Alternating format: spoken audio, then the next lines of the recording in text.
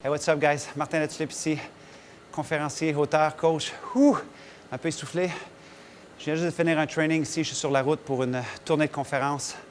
J'aime toujours de choisir un gym où je peux aller maintenir ma routine, mes rituels, même si ce n'est pas difficile.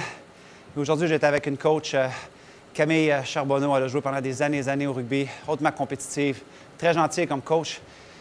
Et tout au long du training, où j'ai eu énormément de difficultés, c'était très humiliant, c'était très difficile. J'étais vraiment dans une zone de vulnérabilité. Et ça m'a ramené à une étude qui, moi, a complètement transformé ma vie.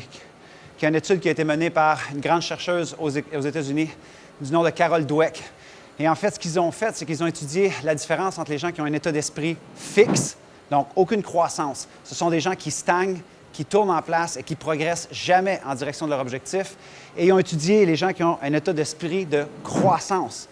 Des gens qui ne sont pas nécessairement dans la finalité, mais qui carburent au progrès continu, qui avancent toujours en route vers la réalisation d'eux-mêmes, la meilleure version de qui ils veulent devenir.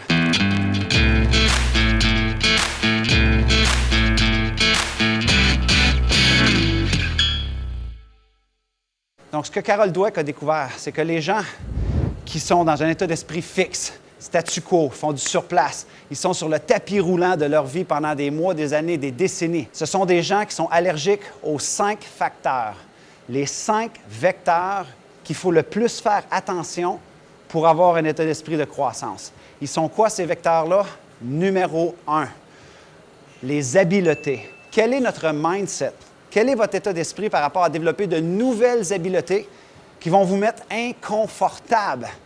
Les gens qui ont un état d'esprit de croissance sont prêts à développer des nouvelles compétences, des nouvelles habiletés. Et leur état d'esprit par rapport à ça, c'est « Hey, peut-être qu'aujourd'hui je suis mauvais, mais comment demain je peux être meilleur? » Les gens qui sont dans un statu quo ne veulent jamais développer une habileté nouvelle. Pourquoi? Parce qu'ils vont la rebuter. Ils vont dire « Pourquoi changer? Pourquoi faire différemment? J'ai jamais été bon là-dedans de toute façon. » Je peux vous garantir aujourd'hui, il y a des gestes que j'ai de la difficulté à faire. C'est difficile, mais j'essaie d'avoir un état d'esprit de croissance par rapport à cette nouvelle habileté-là que Camille me présentait dans le coaching. Numéro 2 des vecteurs, les efforts. Oh my God, que ça, c'est pas populaire. Faire des efforts. Les gens qui ont un état d'esprit fixe, faire des efforts vont rebuter ça parce qu'ils vont se dire à quoi ça sert. Et si je fais tous ces efforts-là et ça ne fonctionne pas, j'y parviens pas, je ne progresse pas. Donc, ils font une prédiction d'échec avant même de tenter de faire des efforts. Les gens qui ont un état d'esprit de croissance, c'est des efforts, c'est « Hey, ça fait partie de l'équation pour m'améliorer, ça fait partie de l'équation pour exceller. » Aujourd'hui, j'ai fait des efforts. Croyez-moi, la finalité était très difficile. Il y a des séries que j'ai eu de la difficulté à finir, mais hey, respect the process. Work the process, fais le processus. Sois pas trop difficile par rapport à toi quand tu fais des efforts. Ça, c'est une façon d'avoir un état d'esprit de croissance par rapport à des efforts. L'autre vecteur tellement important, c'est le feedback. Chaque personne qui a un état d'esprit de croissance sont capables de carburer au feedback, recevoir du feedback, sans le prendre personnel, corriger leur parcours et continuer à s'améliorer. Aujourd'hui, elle m'a donné du feedback. Où c'est qu'elle dit « Fais ça comme ça, fais pas ça, tu triches ». J'ai pris son feedback, j'ai essayé d'améliorer. Mais il y a des gens qui prennent le feedback et ils voient ça comme une insulte, une attaque à leur personne, état d'esprit fixe. Vous ne serez jamais dans la croissance là-dedans. Par la suite, eh bien, les échecs. Beaucoup de personnes, eh bien, que font face à un échec. Avant, quand je venais au gym, j'étais très coupable. Je me disais, je ne suis pas bon, je suis en surpoids et je me sentais coupable. Donc, j'avais l'impression que mon effort, ma tentative avait été un échec, donc j'abandonnais souvent. Et j'avais un état d'esprit fixe. Maintenant, quand je sors du gym et je me sens comme un échec, je sens que j'aurais pu faire mieux, je me dis, hey, ça a moins bien été aujourd'hui, mais qu'est-ce que je peux apprendre de ça? Percevoir ces échecs, ces reculs, ces détours de parcours comme, hey, une possibilité d'apprendre tout simplement, et ça fait une énorme différence.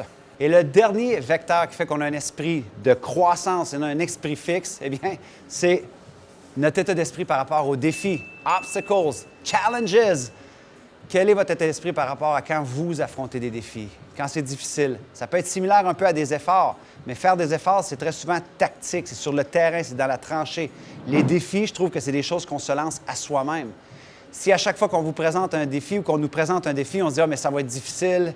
Oui, mais peut-être que je ne vais pas y parvenir. » Guys, tous les gens qui excellent, que ce soit dans le monde musical, artistique, entrepreneurial, sportif, ce sont des gens qui carburent au défi.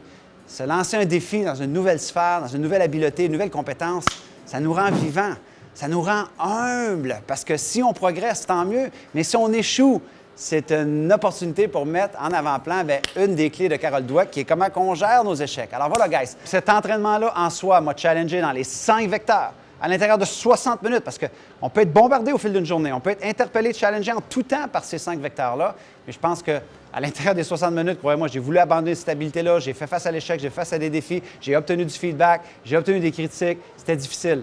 Comment qu'on gère ça, fait en sorte qu'on a un état d'esprit de croissance. Alors voilà, mes amis.